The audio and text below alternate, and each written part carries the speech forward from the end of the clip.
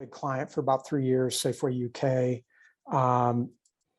and Galleries Lafayette and the Continent, KaDeWe, et cetera, et cetera. And we sold that to Arthur Andersen. So then I moved to Germany with them for a year. I thought it was great living in Germany, but I didn't like Arthur Andersen. I thought they were greedy and arrogant, which came to pass, and they blew the firm up with the Enron debacle. Left, moved back to the States, worked at Booz Allen doing strategy for a few years, and then I became the head of strategy at Watson Wyatt Worldwide, which is now Willis Towers Watson, and grew their mergers and acquisitions business globally. So I had 90 offices in 30 countries. And my office was an airplane and a laptop. So from there, I started my own company again in 01, sold it in 05. Again, that was focused on M&A, mergers and acquisitions. And when I sold that, that gave me an exit to basically do this. So I started teaching at a University of Dallas, then I went to Colorado State, and then I came over to Oxford 5 years ago. I've written actually 5 books. There's only 4 here. I don't know why one didn't show up on the screen, but my latest book is called Winning at the Acquisition Game. And the one with the blue banner you see in the upper left there is probably been the best-selling book on M&A. So one of the value adds of the program in between the 4 modules that you'll participate in is I conduct what I call a M&A series. So I'll do 3 sessions on mergers and acquisitions via Zoom for both cohorts combined of the Diploma in Strategy and Innovation. 90-minute sessions. You'll get an electronic copy of my book as part of the program as well. Just if any of you are interested in M&A, I can give you a quick overview series on M&A strategy. And then the second one is typically on M&A due diligence and integration. And the third session will be on mergers and acquisitions, the human capital aspects, so communication, retention of key talent, and organizational culture, and how to do due diligence and merge those. So that's a value add to the program that we implemented this year that we didn't have in previous years, now that I'm the director. This is my 2nd year as the director, the academic director of the program. Previously, I've been the academic director of our MBA program, which is our flagship program at the school. So that's a little bit about me. I teach strategy. I'll teach your first module, and then you'll have other instructors. So Joe, you want to go forward? So these are the aims and goals of the program. Thanks for that comment, Luciano, in the chat. Appreciate it. Luciano and Val are in the current program, actually just finishing up now, doing their final integrative assignment. And so they have participated in those M&A sessions as well as the 4 modules. So we bring inputs from academics and practitioners. Obviously, for me, you get both sides of the equation, the academic approach and the practitioner approach, as I am a full faculty member. So you get a bit of academics from me, but heavily focused on practitioner, because I'm all about how do you actually make strategy work, and not just theorize about it. You'll get social science theory. So you are coming to Oxford, you'll get a bit of theory, you'll get a bit of practice. Models, frameworks, and concepts is the 3rd bullet, and then a rich learning environment, a diverse cohort, as Joe just gave you the profile of the cohort. One thing that drew me to Oxford was the international nature of our programs, the diversity of industries, regions, countries, and functions. So everything from finance, HR, IT, operations, marketing, various industries, various regions of the world. And it's an awesome learning environment from that perspective, because you'll learn as much from your cohort as you do from your faculty, which is always the case in any graduate program. Next slide.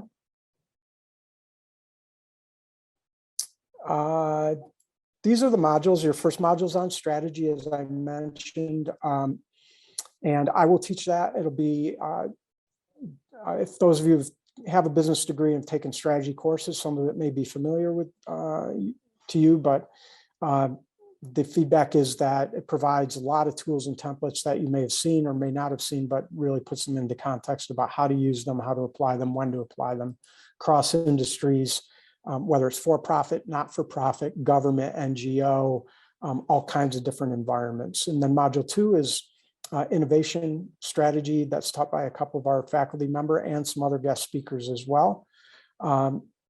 Module 3 is on globalization and strategy. So strategy from a global perspective, again, taught from a group of faculty that have very diverse backgrounds from an international perspective, India, China, and South America, et cetera. So, and then module 4 is strategy and action, about all about execution, strategy, execution, and which is, to me, the most important aspect of strategy, because you can come up with the best strategies, but those who implement win.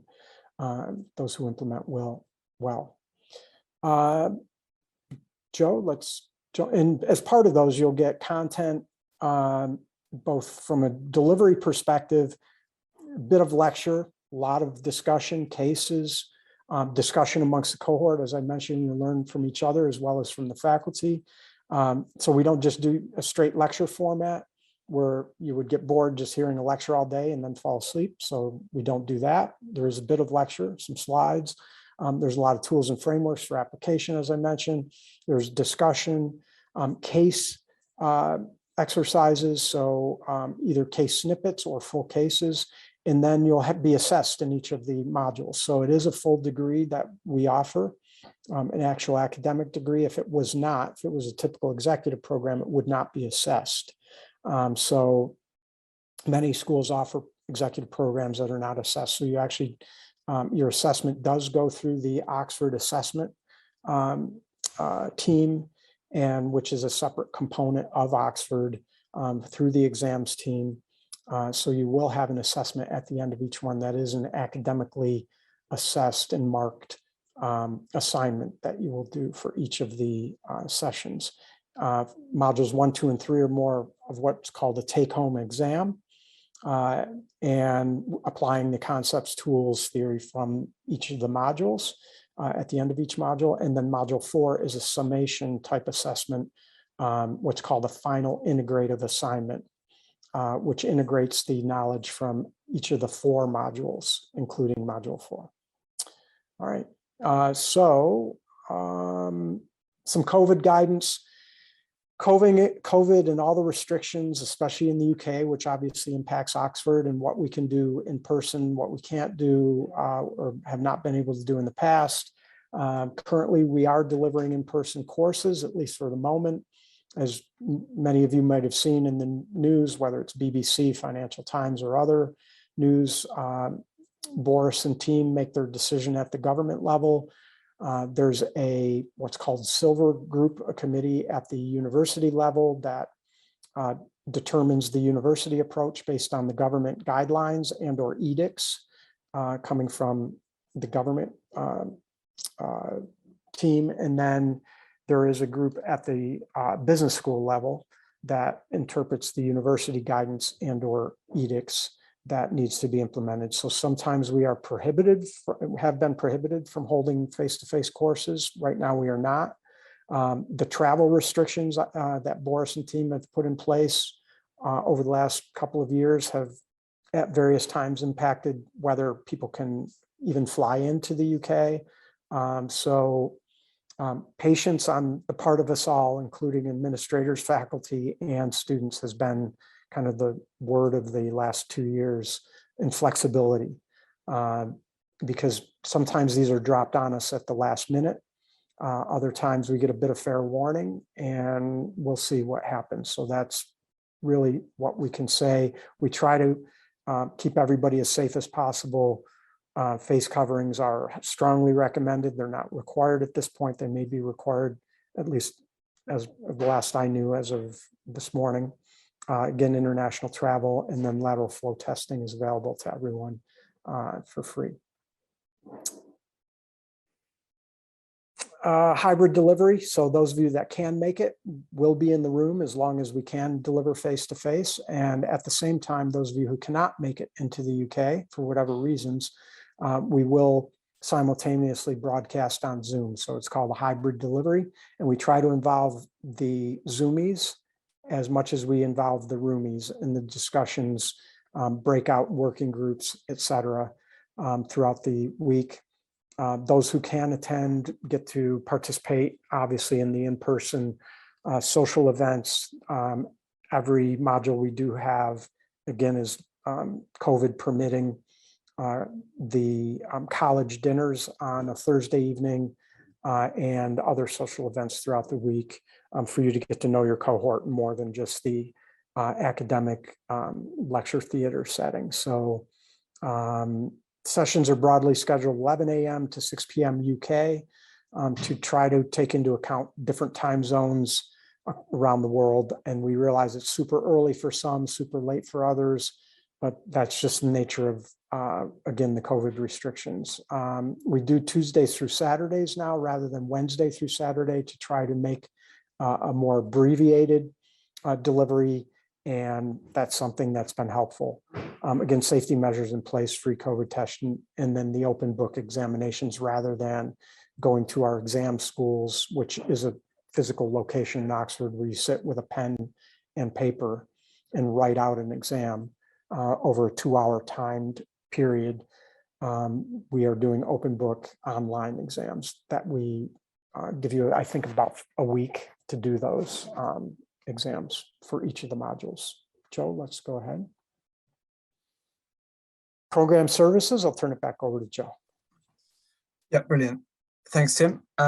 So briefly, I'll just talk to you a little bit about the program services, which is a really important team within the school, and you'll be hearing from them very shortly in terms of setting you up for the program and ensuring you have everything you need ahead of starting either in January or March.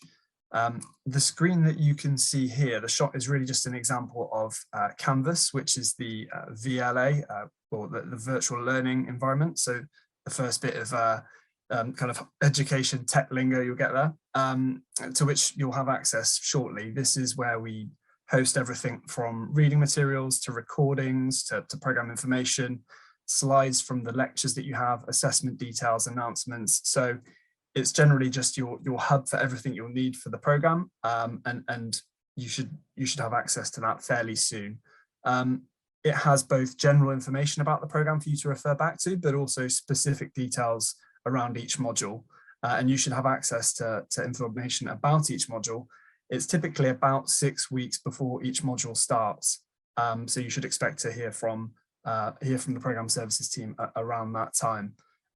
There is also a discussion kind of function set up through Canvas that you can use if you want to keep in touch with, members from the school or other members in your class. But those of you joining in January should be hearing from our program services and IT teams imminently if you haven't already.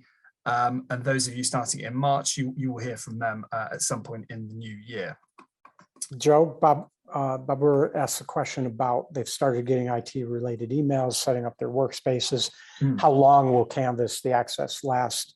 There is a period where after graduation you have access, or after each module for some period, and then after graduation you have access, but it does time out after a certain time, but I'm not exactly sure how long.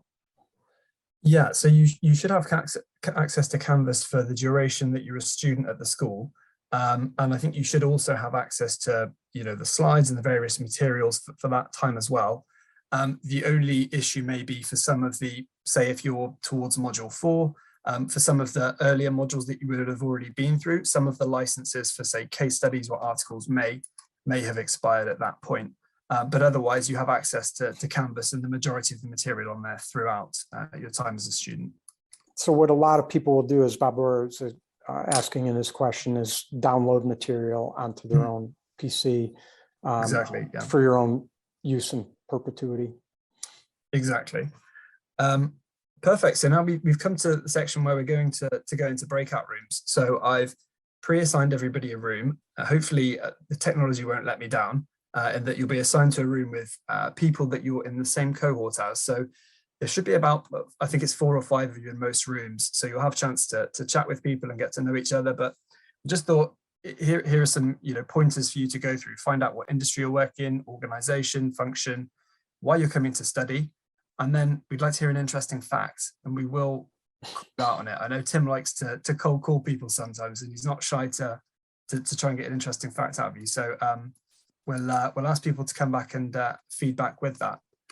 So given the time you have, really make your intro brief about yourself. Again, your industry, your region, why you're in the program. So literally 1 minute each is probably a good time frame. And then an interesting fact. I may even give you one about me when we come back, and I'll take 1 or 2 of those, maybe 3. So if somebody hears an interesting fact about someone in their group, feel free to volunteer either yourself or someone in your group.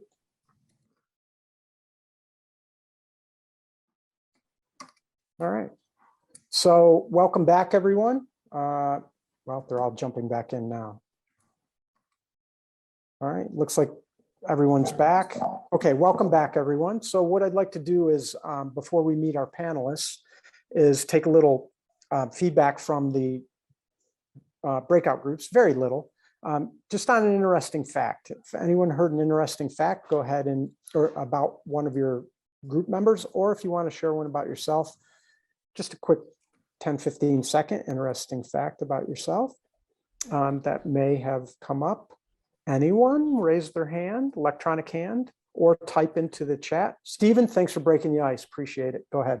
That's all right. We had someone in our group who has a goal of doing the splits this year. They've got 3 weeks left, so they've not done it yet, but we're still fingers crossed they've got 3 weeks to manage to do the splits again. Splits being, you want to explain it real quick? The gymnastic splits. All right. Well, that's a serious goal. So Exactly. more power to them. Sandeep, hand is up. Thank you. Thanks for that, Stephen. Sandeep? Yeah, hi, Tim. We had somebody in the core in our batch who's, I think, lived in about 20 countries. So I think that's quite cool. And we lived and worked, so quite impressive there. Awesome. 20 countries. I thought I've lived in a lot of places. Thank you for that. Milena, hand is up. Hello, there was somebody in our cohort who said that approximately a year ago they'd left everything they were doing to join their forces and help people impacted by COVID. Oh, okay. I thought that was quite impressive. While all of us were talking about the children and yeah, absolutely. Thank you for whoever that was for doing that. Sandeep, your hand's still up. I assume it's from last time. So whenever you're done, please put your hands down. Thank you for that, Milena. Last but not least, Silpa. Hi. Oops, we have a bad connection.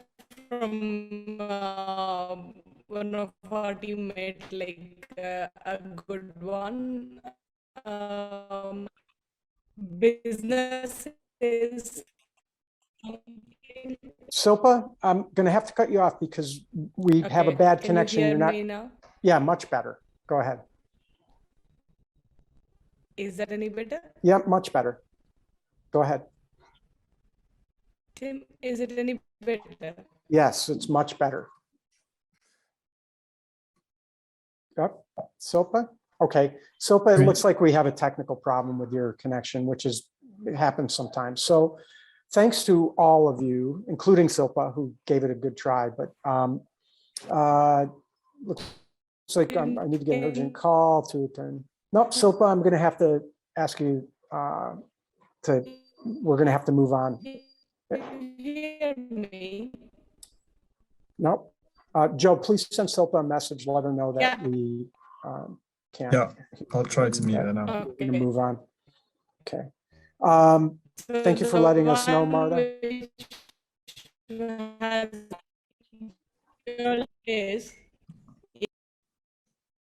Okay, so let's move into our panel.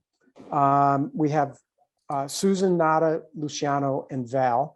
I want them to each give a quick 1 minute introduction, who they are and what they got out of the program, and then we'll take Q&A from all of you, either through your chat function. You can type in questions for them and or raise your electronic hand, as we just saw.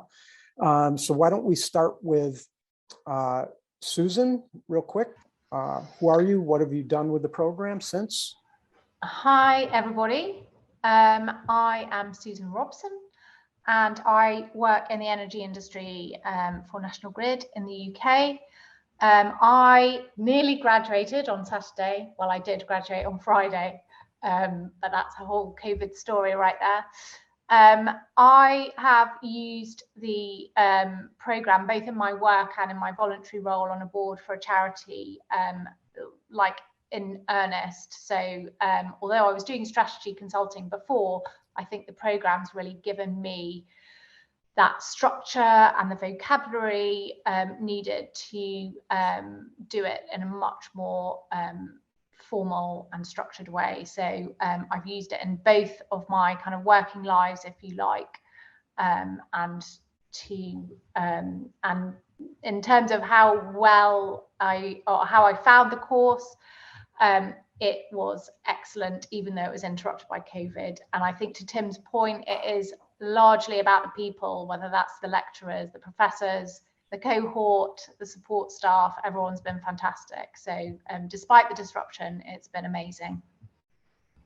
Thank you for that, Susan. So you're using the content of the program both in your corporate and your board membership role. Yes. And thanks for all your flexibility and patience over the last year and a half or so. I know it's been difficult on all of us, so thank you for that. Let's jump over to Val real quick. Hi, everyone. Greetings from Jakarta, Indonesia. I'm Val. I'm currently the Chief of Party for USAID Burma Mission's MELSA project, which provides strategy support for country management operations of the USAID mission in Burma. Until recently, I was with the World Bank when I joined the program. And when I joined the program, I was quite apprehensive because I come from the international development sector, public policy and research and so on. So I was thinking how the course would be applicable to me. Nevertheless, it looked interesting. But as I went through the course, I could very much relate to all of the modules and all of the case studies and examples. And so much so that recently I moved from the World Bank to USAID, thanks to the course in many ways, because I was able to apply some of the modules in a proposal that we submitted through Big Cell to USAID, which was given a 5-year contract worth around 40 million, for which I took over as Chief of Party. So I would say it's a very diverse course and for multidisciplinary applications in my work. Awesome. And you got a contract for 40 million and inserted some of the tools and frameworks and structure from the sessions, which that's a great return on investment. So appreciate that. Let's jump to Nada. Thanks for that, Val. Nada? Hi, everyone. Thank you, Joe and Tim, for inviting me on this panel. Well, I joined the course in 2019, so just before COVID. Sadly, we are still waiting for our graduation ceremony, and hopefully it will take place by next year. So I wear a different hats. So I come from a corporate tech industry where it's very male dominated, and I've been, pushing my way through with this strategy, and for personal reasons and for corporate reasons, to get through, break glass ceilings. And that really helped that I helped the company with their crisis communication during COVID. And now I'm the first D&I champion in the company as well, from regionally in 7 countries. Another hat I'm wearing is the NGO. So I'm appointed as a member of the advisory board for the Global Shapers, which is an initiative of the World Economic Forum. And I've put strategy for around 30,000 members.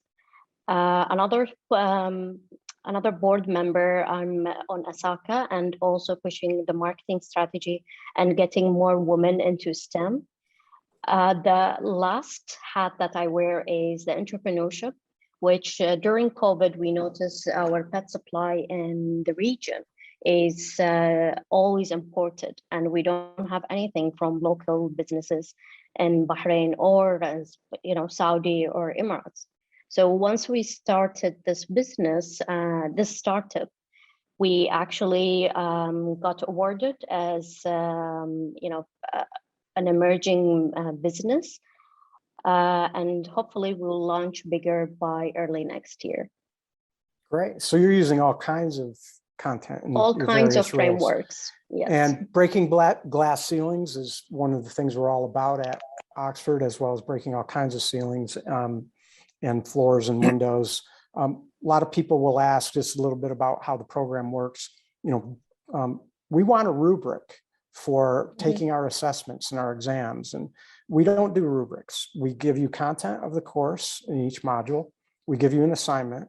And the best description I've ever heard of why we don't use rubrics here, because a lot of schools use them at the elementary level, secondary, undergrad, university, and graduate, is, and this is for everyone, not just NADA, is that we like to turn out graduate creators rather than imitators. And once you give someone a rubric to do an exam, you basically get 50 repetitions of the rubric over and over again. So we don't do rubrics. So there, if you want to ask that in the future, you already have an answer. So thanks for that, Nada. Last but not least, Luciano. Thank you, Tim. Good afternoon. Very briefly, so there is time for Q&As. Luciano Forino, I am part of the 2021 cohort. I've got a background in aerospace. I used to work for Rolls-Royce before starting the program. Through the program, I actually decided to make a change. I am now a management consultant working with aerospace and new space startups. So I'm working with founders, CEOs, entrepreneurs, raising funds, creating strategies, innovation systems for those nascent companies that they are starting. So a lot of the things that are core to this program, I use them on a daily basis, and there is real value. I mean, when you go out with these concepts into the world of consulting, into the world of pure innovation, strategy, there is a really good reception, and we are creating a lot of value. So we are helping to raise funds, anything from 20 to 80 million pounds, depending on the company we are working with at the moment. So definitely something that has helped me a lot. It really was an inflection point in terms of changing careers from corporate to consulting.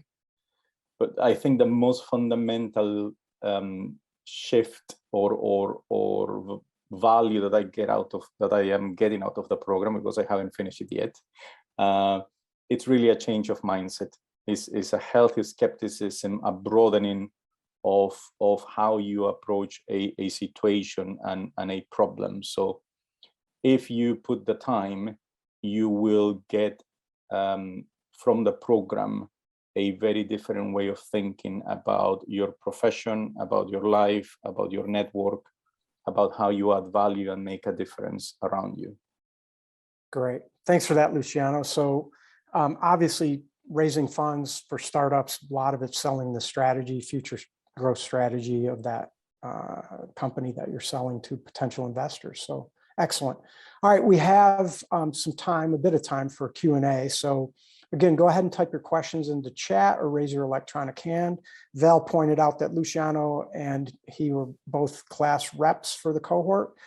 There are two cohort class representatives for each of the cohorts. Those are, I believe, elected positions by the cohort, and you represent them. You meet with me regularly as the program director. You participate in the cohort reps because there's other diploma programs at Oxford: global business, organizational leadership, artificial intelligence, and financial strategy. So the cohort reps from each of those meet with each other and the school's administrators in what's called the Diploma Committee, which is a school level committee. Yeah, go ahead and stop sharing your screen, Joe, that'd be fine.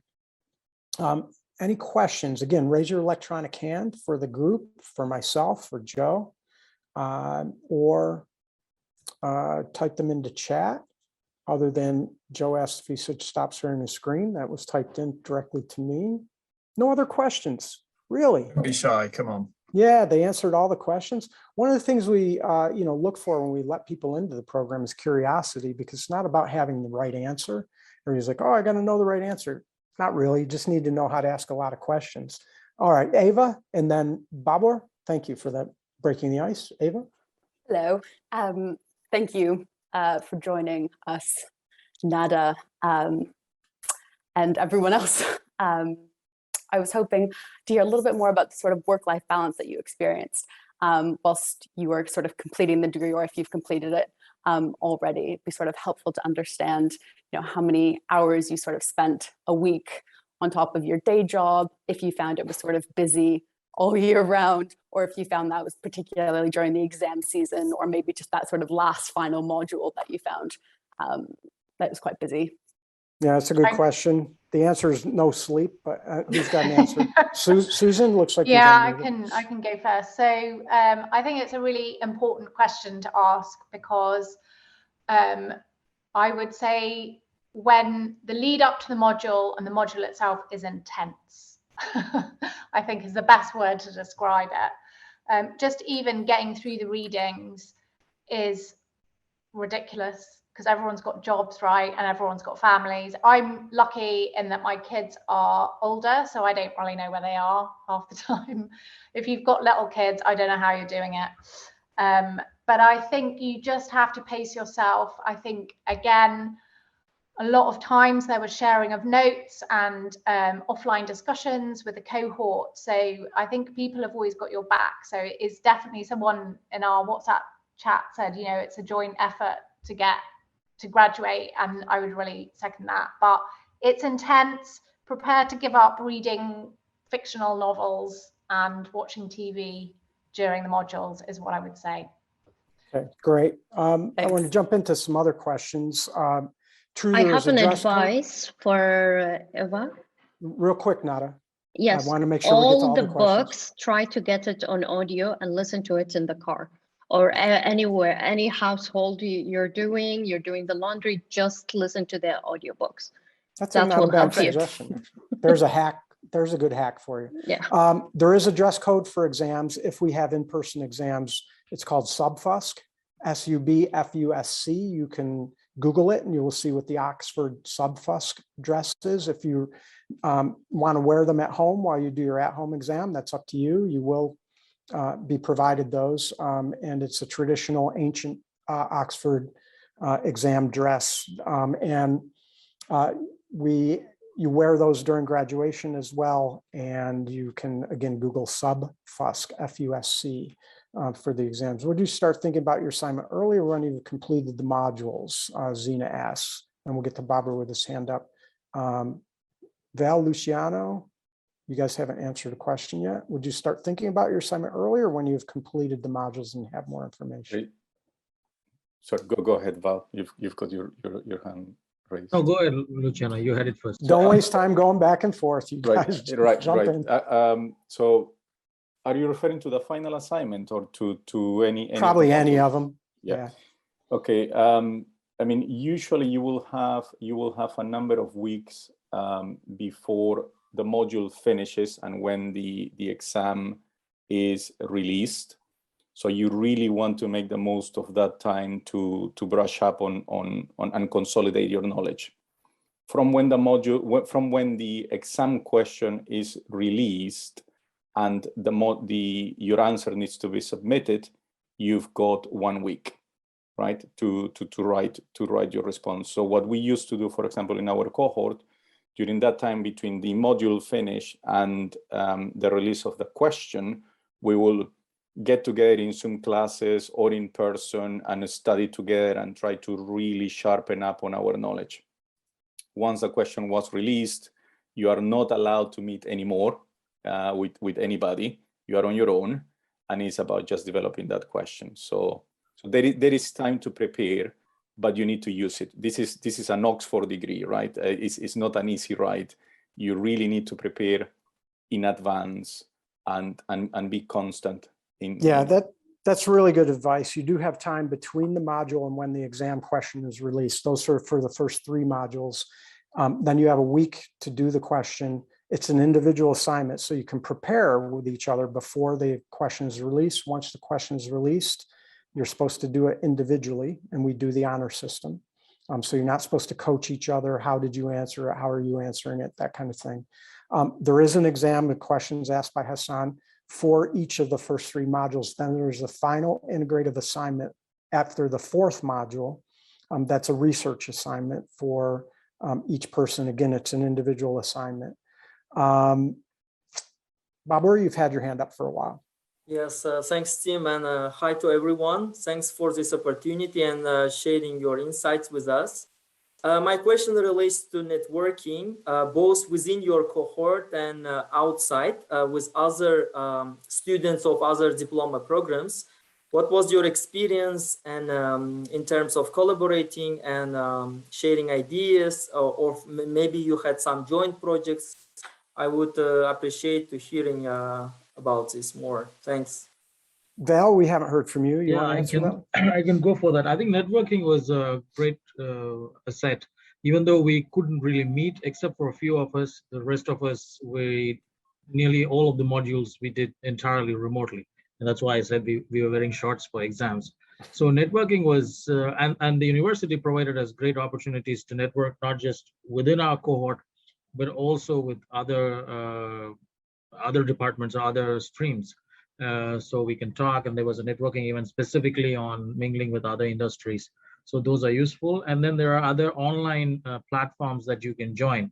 The moment you got your Oxford email ID, just explore the Oxford University website. There are tons of networking things like Oxford Union Society, Diplomatic Society, and so on. So many things that I've been part of. Within our cohort and also within this Diplomatic Society, we've started some projects. I have a small NGO, and people have started collaborating with us, both in my cohort as well as in the Diplomatic Society. One brief thing on the assignment earlier. I mean, I hope I've answered you, Babar. I mean, there's plenty of work. This is one of the biggest, I would say, advantages of studying in Oxford. You have this solid network. Briefly on the assignment, what helped was Oxford is trying to test you what you think or how would you apply in your setting. It's not like you read some, Porter's Five Forces and you're going to vomit them like in some schools that they have. It's really about how would you apply in your context, and that really helped me. And again, the preparation really depends on whether you want to get a distinction. I doubt anybody would fail, given that most of us spending money on time are not going to be just writing casually. But my advice is please attend the lectures, and if you cannot for any reason, listen to the recording immediately and take notes and participate in the events that your cohort class reps or others organize. That really helped me a lot because I have a very busy schedule and I'm going back to school after nearly 15 years. So it wasn't easy to study for an exam, but because you're prepared for it, you will see that the questions are really about what is Babar thinking, what is Matt thinking, or Eva is thinking about that particular framework in her or his or their setting. So that is very helpful. Okay, great. Thanks for that, Val. Matt, you have your hand up. Yeah, thanks, Tim, and great to meet everyone. My question was a little bit more around the actual course content. So, of course, a lot of the strategies that I guess we will go through are timeless and you can be applied in many different formats. Mm-hmm. But I was more interested in terms of the case studies that we review and how we apply the strategies. Maybe some insight around, if this has changed in light of the pandemic. So over the last 2 to 3 years, like how's the course content developed? Because, I'm in the software industry and the business environment is, of course, extremely different to what it was, just 2 years ago. Okay. So a little bit more on the content. So yeah, so there are timeless and what I call robust frameworks that will be around, have been around for a number of years and are currently relevant and are going to be relevant for many years to come because they apply to all industries and all situations. So frameworks just help you structure your thinking. They don't necessarily look at content, so that makes them timeless. And but yes, we do talk about contemporary strategy, especially since COVID has changed strategies. You'll hear me talk about that in my M&A sessions. In the first module that we do, we'll look at some, I don't assign any formal cases, I think maybe one, but we also will look at your own personal situation. So really up to date and applicable to your own organization. And that's the way I like to teach because I want to make it as relevant as possible. So I realize we're over by 1 minute now. The reading on Canvas that Clark asks about, do the reading for the module that's coming up, module 1. The reading for module 2, that's in the future. There will be a lot of reading for module 2 because those instructors will assign quite a bit of reading. That's the feedback that we always get from students, but that's their choice. But do the reading for the modules that are upcoming. So the first one obviously is module 1. So whatever readings are assigned for that. As far as the marking goes, there are the 3 exams for the first 3 modules, an exam for module 1, module 2, and an exam for module 3. Then your final integrative assignment after module 4. We grade in 3 bands: fail, pass, and distinction. And it's really hard to fail at Oxford because we don't let people in that will typically fail unless you just mail it in and don't do the work, or you just completely don't get it. But there's very few people who just don't get it because that's not typically who is going to get into Oxford. Most people will regress to the mean, but a very high mean. So you will get anywhere from, so failing is below 50, passing is between 50 and 69, and then distinction is 70 and above. So that's a different grading scale that many of you may be have been exposed to. There's 2 markers for each exam and for a final integrative assignment. You don't know who the markers are, and the markers don't know who each of the students are because only your student number is on each of the submissions, not your name. So we try to eliminate favoritism as much as possible, as well as any kind of collaboration or bias. And the 2 markers mark independently. So you won't get that at pretty much any other university, I think, except for Cambridge does the 2 marker system. So to get distinction is very difficult at Oxford. That's why it's called distinction. You are distinct from the group. So getting a mark of 55 or 60 is not a bad mark. You have passed and passed well at Oxford. But getting 70 and above, not everybody gets it. And people will write me messages. That is out of my hands. I cannot impact grades or marks at all because that goes through the exams function of Oxford, which is a completely separate from the delivery function of Oxford. So they've separated that out. So nobody can appeal to the professors for changing their marks like you get at other schools, a line out the door. Why didn't I get this mark? The assessors thought that that's what you got. If the assessors are wide apart on their marks, they do what's called reconciliation, and they will reconcile the mark between the 2 of them, but that's the only time they speak to each other about an assignment. Again, they don't ever know who it is. They just know what the number on the assignment is, student number. So there's a little bit about marking. It will come up. Those of you who are obsessed with marking will obsess on it throughout the course, but that's just the way, some people work. So So I want to say thanks to Joe for organizing this. I want to say thanks to all of you for attending it. Our panelists, for taking time out of your busy days and letting us know what you've got out of the program. I look forward to seeing all of you in Module 1 as I am your instructor for Module 1. You can see I run a tight ship, or try to. I'm over 4 minutes on the timing, but I will keep things moving and we will apply things. It's not just about theory, especially based on my original career. So I'm not your typical academic, and Luciano and Val can speak to that because they've had me in the classroom a little bit at least. So, all right. If you have any other questions, feel free to ask.